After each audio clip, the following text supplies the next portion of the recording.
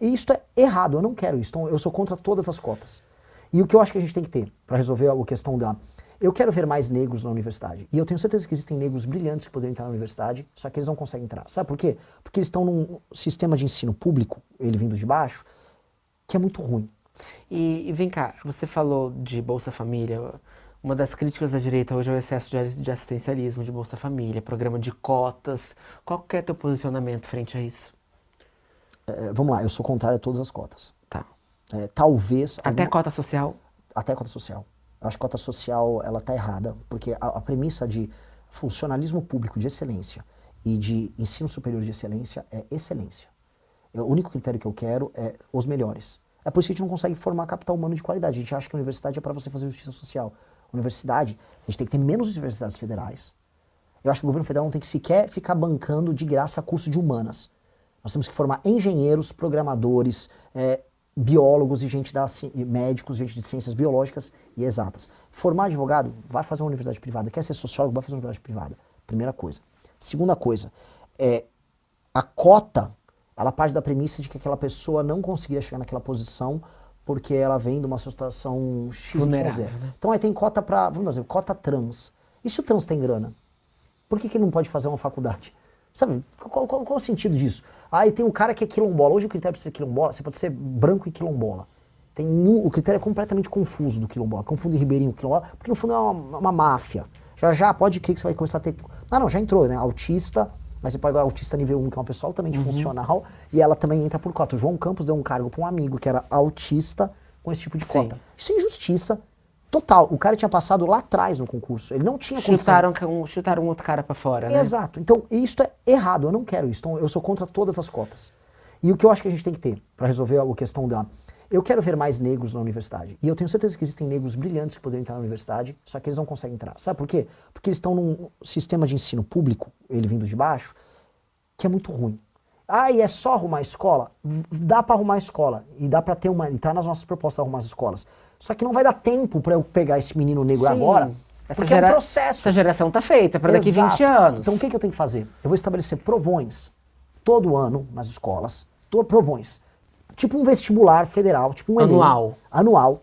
E aí, estes meninos das escolas públicas foram bem. Eu vou pagar uma mensalidade nas melhores escolas e vou pagar ainda uma bolsa para a mãe dele, para ele ter roupa para ir na escola, para ele não ficar acuado, amuado, porque os meninos têm mais dinheiro. E o Estado vai investir nele já na escola privada de elite, ou uma escola pública de elite, a melhor que ela tiver, para esse cara concorrer em igualdade de condições. Ponto. Essa é a cota de verdade. Porque aí esse cara concorrer em igualdade de condições, quando ele entrar na faculdade, ele já vem pronto. O que eu não posso pegar eu sou desleixado com o ensino público, com o ensino de base, aí agora dá uma cota lá no meio. Pô, isso é um... Sabe aquela coisa? Tipo, o seu telhado tá furado, tá chovendo, tá caindo lá, e a sua resolução não é tapar o telhado, é botar uma panela. Sim. Vem cá. Um dos motivos da cota é a tal da dívida histórica. Você reconhece que o Brasil tem uma dívida histórica com os negros? Eu reconheço que pessoas tiveram dívidas históricas com os negros. Os escravocratas tiveram dívidas históricas com os negros. Eu não sou escravocrata. Milhões de outros brasileiros não são. E essas pessoas não têm dívida histórica com ninguém. E as pessoas não têm que pagar a dívida de ninguém. Eu nunca tive um escravo. Meus tataravós não tiveram escravo nenhum. A maior parte dos brasileiros não tiveram escravos. A maior parte dos brancos brasileiros não tiveram escravo nenhum. Eles não são obrigados a reparar algo que eles não se beneficiaram. Tinha um grupo de latifundiários que tinham esses escravos. E, curiosamente, esses latifundiários estão na política até hoje. A família do João Campos, que é a favor de cota e reparação, foi uma família de escravocrata em Pernambuco. Eles vão mexer no patrimônio deles? Se ele quer que todo mundo... Eles querem socializar a conta dessa história para todo mundo. Vende as fazendas deles. Não quer vender a fazenda? Não quer... Vende a fazenda e doa. Faz um checão aí. Agora fica com essa conversa mole para ficar fazendo pessoas se sentirem mal. Eu não me sinto mal. A maior parte da minha família, 80% da minha família veio de fora. Eles veio de fora pé rapado. Meu avô chegou no Brasil descalço. Ele não tinha um sapato. O primeiro sapato que ele comprou foi no Brasil. Aí ele chegou, ele foi trabalhar no Rio de Janeiro. E aí ele era garçom. Os outros rapazes que trabalhavam com ele moravam na favela. Eles chamavam ele, pô, vem pro samba. Ele não foi pro samba. Ele ficou trabalhando até virar sócio do restaurante. Depois de virar sócio do restaurante, ele foi para São Paulo, virou dono de posto de gasolina, virou corretor de imóveis, deu uma vida boa pro meu pai. Por que o meu avô tem alguma dívida? Não tem dívida, meu avô não vai pagar dívida nenhuma. Meu avô ralou pra caramba. Meus outros avós eram agricultores, foram explorados por fazendeiros. Tá, o que você acha desse argumento, então? Que após a abolição, o Brasil trouxe imigrantes para dar terra para essas pessoas trabalharem e não utilizou os escravos que já estavam aqui. Eu sou a favor, e o Rebouças, que é um pensador negro brilhante no final do século XIX, tinha essa crítica de fazer uma reforma agrária que contemplasse os escravos. Tinha que ter. Sou o defensor que deveria ter. E não fizeram. Não fizeram essa reforma. Dito isso, é mentira que a maior parte dos imigrantes chegaram aqui recebendo terra. A maior parte dos imigrantes foram trabalhar de servos nas culturas de café, por exemplo. Para onde vieram os imigrantes? Eles não foram trabalhar nas fazendas de cana lá no Nordeste. Não tem imigrante europeu no Nordeste. Os imigrantes vieram para São Paulo, foram para o Sul. Construir o Sul. Né? Essas pessoas vieram viver uma vida duríssima. Duríssima em colônias. Duríssima. Uma vida horrorosa. Pouca gente fala da perseguição que os imigrantes alemães sofreram no regime de Getúlio Vargas. Perseguição. Os japoneses tiveram os bens expropriados aqui no Brasil. Expropriados porque eram japoneses durante a Segunda Guerra. Italianos passaram por perrengue. Minha família italiana não chegou aqui no Brasil dando uma terra. Eles foram trabalhar quase como um escravo na fazenda de um paulista, lá em Mogi Guaçu. Eles foram... O que aconteceu, uma parte desses imigrantes europeus que chegaram, especialmente de São Paulo, eles foram trabalhar de maneira humilhante, num regime quase igual à escravidão, para os fazendeiros de São Paulo, e aí eles imigraram para a capital. Aí tem a industrialização na capital, e aí eles foram a força de trabalho da capital. Isso aconteceu em muitos lugares. Dizer que essas pessoas foram privilegiadas é um absurdo. É um absurdo. O que aconteceu com eles não é em detrimento do que aconteceu com os negros. Então você acha que é falsa essa afirmação? Eu acho que é falso transformar isso numa dicotomia. Tá. Do tipo, olha, esses foram privilegiados porque... Não. Foram preteridos. Não, né? dava para ter feito uma reforma agrária para os negros, a crítica do Rebouças está certa. E foi maravilhoso receber esses imigrantes. O Brasil desenvolvido, a parte... Onde você mais teve imigrante é onde a gente mais desenvolvido. Você falou de reforma agrária, você é a favor do MST? Não. Não, eu sou totalmente contrário. E eu digo mais, uma das minhas propostas eu vou parar toda a reforma agrária. Por quê? Porque está demonstrado estatisticamente que a produtividade das terras que foram assentadas, ela é muitas vezes menor do que uma terra de um agricultor comum. Então, já que está comprovado que todos os assentamentos que estão sendo feitos são, na verdade, apenas um esquema malandro do MST de favelização do campo, eu vou brecar e assim, não voltarei a fazer absolutamente nenhuma reforma agrária até que vocês subam os níveis de produção. Ou seja, já que muita gente recebeu terra com reforma agrária, torne produtiva. Enquanto não começar a ficar produtivo, eu não vou fazer mais. Uma das minhas falas na rede social é que o MST deveria ser declarado grupo terrorista. Você concorda com essa afirmação? No meu coração, eu concordo. Mas, como presidente da República, eu tenho que ser muito cuidadoso. Porque eu sou a favor do direito penal do inimigo, que é a ideia de transformar grupos em organizações anômalas. O problema é que, a partir do momento que eu começo a tornar todo mundo isso, eu vou começando a abrir a porta de algo que tem que ser muito duro para, tipo assim, se o MST tá, pode o outro do Boulos, está o do Boulos, pode também o MBL, que não sei o quê, e pode, se você vai abrindo muito leque, aquilo pode ser usado para perseguições políticas. Essa aqui é uma arma que eu gostaria de deixar guardada apenas para as facções terroristas. E demarcação de terra eu quero ser preciso, porque você não está errado no teu sentimento nem na tua leitura. Entendeu? A sua leitura, eu acho que eles são um grupo de terror, sim.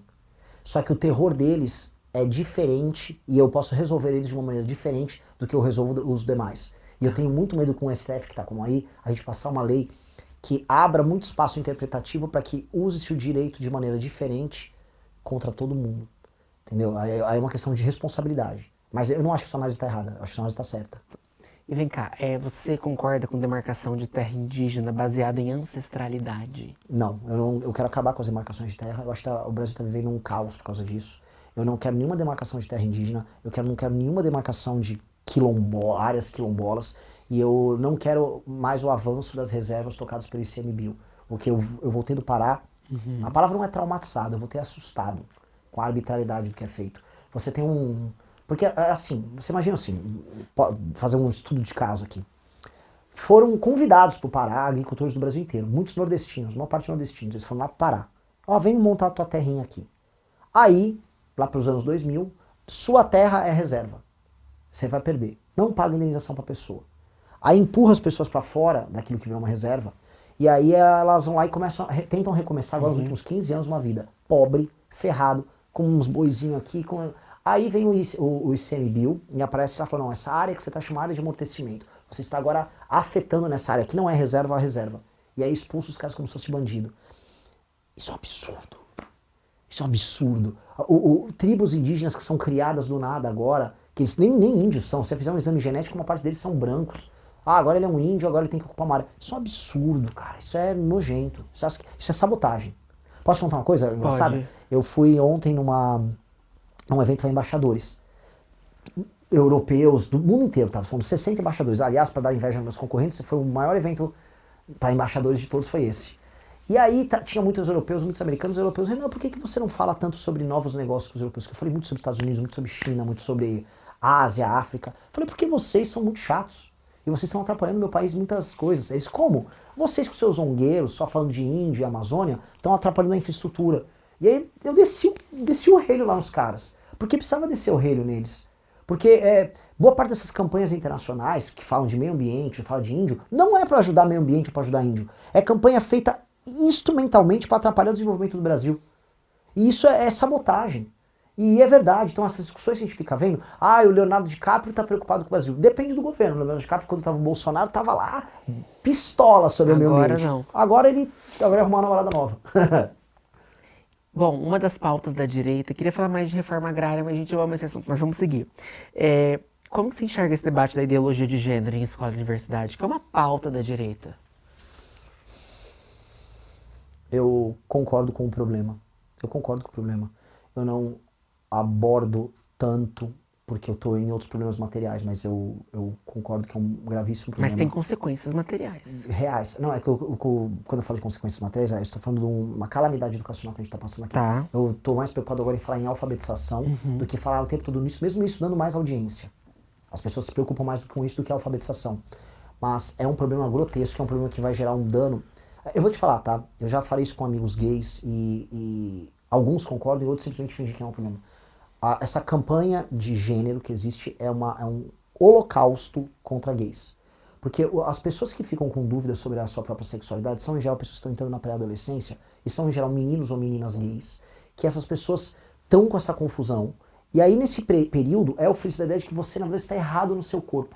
E aí esses experimentos que essas pessoas fazem, que são experimentos cruéis, são experimentos feitos, 90% dos casos, com gays.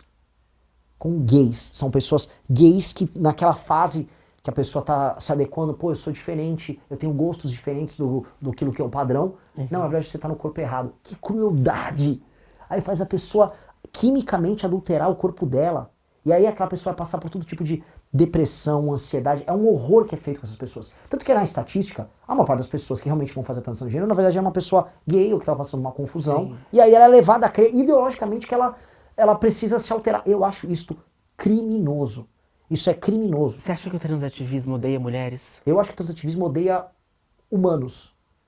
Eles querem alterar o que é humano. Eles odeiam humanos acima de tudo. Eles são pessoas perversas. Eles são uma das maiores expressões de desumanidade que existe. Eu acho que o que eles querem fazer, em última instância, é uma negação de tudo aquilo que representa a vida. Eles odeiam a vida. E como as mulheres geram vida, eles odeiam as mulheres muito. Muito, muito, muito. É uma coisa extremamente cruel. Assim, eu não gosto de falar tanto, porque quando eu começo a falar, eu começo a ficar com muita raiva.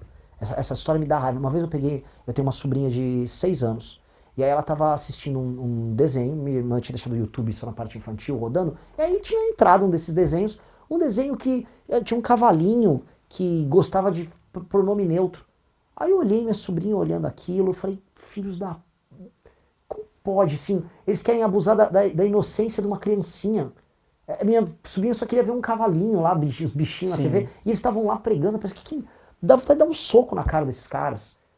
Ver um ódio visceral, porque isso é muito perverso. Isso é uma perversidão. E você relaciona esses absurdos que a gente vê no judiciário, que eles começam na universidade? Por exemplo, esse caso que a gente teve da juíza que deu perdão judicial para a moça que foi conivente ali com a tortura e com o assassinato do filho. Você acha que isso começa na universidade? Sim. Tem muita polêmica. Ela falou de patriarcado na decisão dela, termos feministas e tal. Sim. Sempre começa. Tem um autor, conversa muito de alto nível, Firmino, tô adorando. Tá? Tem um autor que eu trouxe, assim, eu chamei ele para vir no congresso nosso, mas ele é super polêmico, fico me xingando por causa dele, mas ele tem uma teoria. O nome é o Curtis Yarvin. ele tem uma teoria que ele chama que o que realmente manda nas democracias é uma coisa que ele chama de catedral. O que é a catedral? Antigamente, quando a gente vivia na Idade Média, a igreja era de onde emanava a verdade. A verdade vinha da igreja. Existia o rei, que administrava o reino, mas aquilo que era verdade saía da igreja. E qual era a maior representação da igreja num país? Eram as catedrais. Então ele falou, qual é a catedral moderna? A catedral moderna é a universidade, o judiciário e o jornalismo. A verdade, aquilo que é verdade que a gente é obrigado a engolir, é criado por eles. Os intelectuais na universidade, os validadores na justiça e a imprensa que comenta essa verdade. Então, a catedral brasileira é uma mistura de a universidade pública, o USP especialmente, a USP é muito influente ainda, o judiciário que absorve isso e o jornalismo que aceita isso como se fosse verdade. E o grande problema é que isso tem uma força gigantesca em todas as decisões. Então vamos pegar um exemplo para a parte racial. Um idiota, porque ele é um idiota, que paga de intelectual, que é o Silvio Almeida, criou a teoria dele do... Ai meu Deus do céu, como é que é a palavra mesmo? Meu Deus, eu nem sei se é bom ter esse branco aqui na entrevista, tô tentando lembrar porque é óbvio... É